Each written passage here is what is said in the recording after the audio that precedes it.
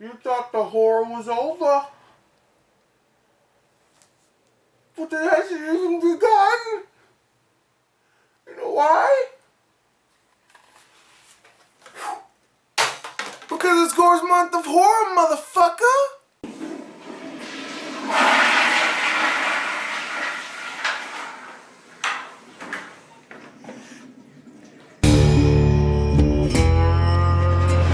Gonorrhea, gonorrhea, gonorrhea, gonorrhea, gonorrhea. Isn't awesome. Gorr. God, he reigns. Hey, what's up everyone, and welcome to my first review for Gorr's month of horror. Well, first of all, I forgot to take off the tie.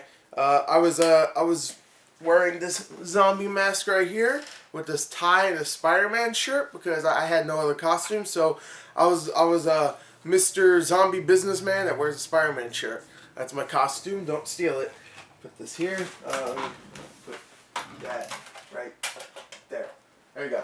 I got some decorations. You know, I got a skeleton right there. He's pretty shitty. You can't even see his head. Got my skeleton head right there. You got my Splatterhouse mask. You got my Jason mask that I turned into a troll mask. I don't know if you can see that one. You got this cage face dude. You got that skeleton knocker dude. Just some random decorations for the holiday season, you know. It's Gorr's month of horror, man. Or like I want to call it now, the month of Gorror, because I put gore in horror because puns. So, let's get into it with my first movie. Now, before I actually start, let me just say this. One last thing. Because I'll be doing a lot of movie reviews, do not expect me to go over every single thing for each movie. I mean, there's a lot of stuff for me to talk about this month. So that means a lot of reviews, that means a lot of reviews, and that means a lot of reviews. So that means, oh boy, it's going to be a lot of reviews, okay? So don't expect me to go in-depth with each one of them.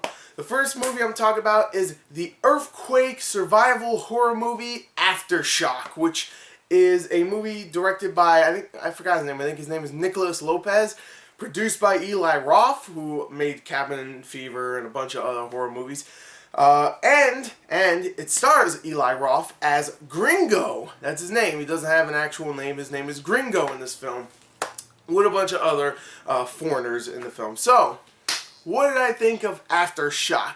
Let's talk about it. The story for Aftershock follows a group of travelers as they have a nice time in Chile. You know, Chile, great place, everybody loves it, they're having a good time. Sex, nudity, dancing, whatnot. Hey, it's a good time until they hit a nightclub, and this nightclub is underground.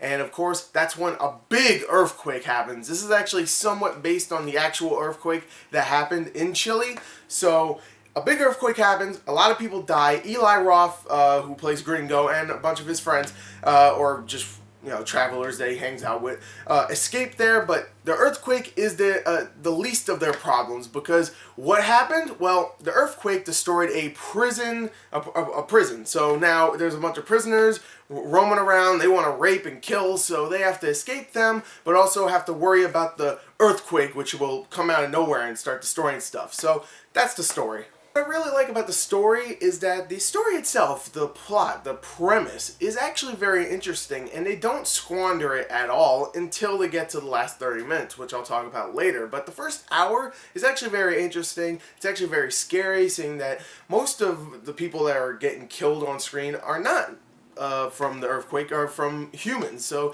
it's actually very, very cool. The budget itself is very small, so you don't really have too much special effects. When you do, they're not very good. So they use a lot of, just sets. You see a bunch of stuff destroyed, and you see a bunch of people hurt, but they're all practical effects. There are a couple of special effects, like I said, but they're not that good.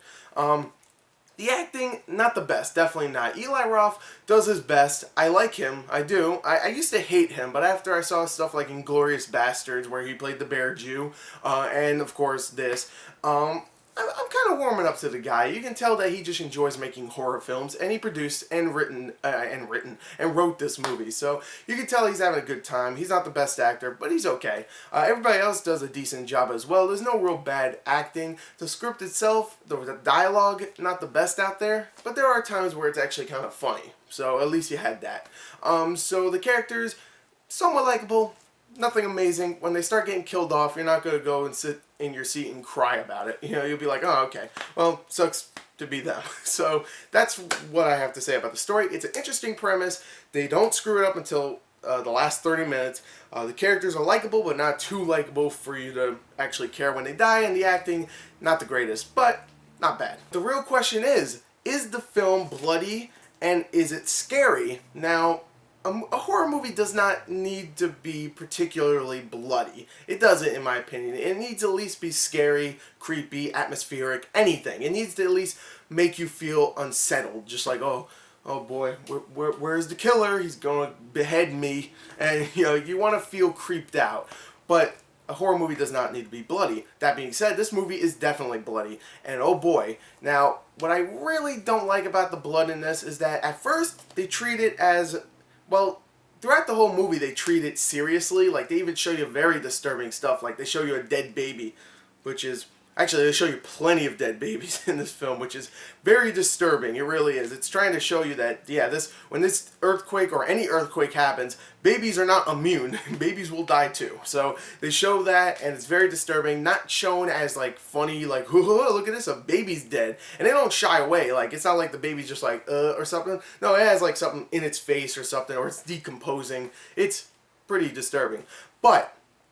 But even though they have serious stuff like that, there are times where, like, out of nowhere, something falls on someone and they just get squished, and it's supposed to be funny because you don't like that character. Or someone's hand gets cut off by a freaking, I don't even know what it got cut off by, but it got cut off in the most ridiculous way. There's times where the gore is very silly, but it's also disturbing. So that's why I don't really like the blood in this film.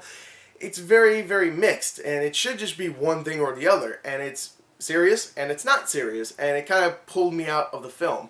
But I have to admit, the movie itself is actually very unsettling because, of course, you have the aftermath, which is the earthquake. You should be worried more about the earthquake than humans, but in this film you're worried way more about the humans. Like, whenever someone's just going to lose their mind and just kill you, or a prisoner's going to come up and rape your girlfriend and murder you right there. Yeah, I mean, it's definitely unsettling, and I like that this film addresses that. And for the most part, it doesn't, treat it as, like, comedy. No, there's parts where it's actually real screwed up. So I give it credit for that. I definitely do. So overall, I enjoyed Aftershock. It has some problems, definitely. It's very, unbalanced with its topic, especially, the blood and the gore and whatnot. But I still very much enjoyed it. I did. I didn't think it was terrible. So I'm going to give Aftershock, I'm going to give it 28 out of 40. I actually did enjoy it. So there you go. There's my first review for Gorror's Month of Horror. Look forward to another one soon. So thank you and goodbye.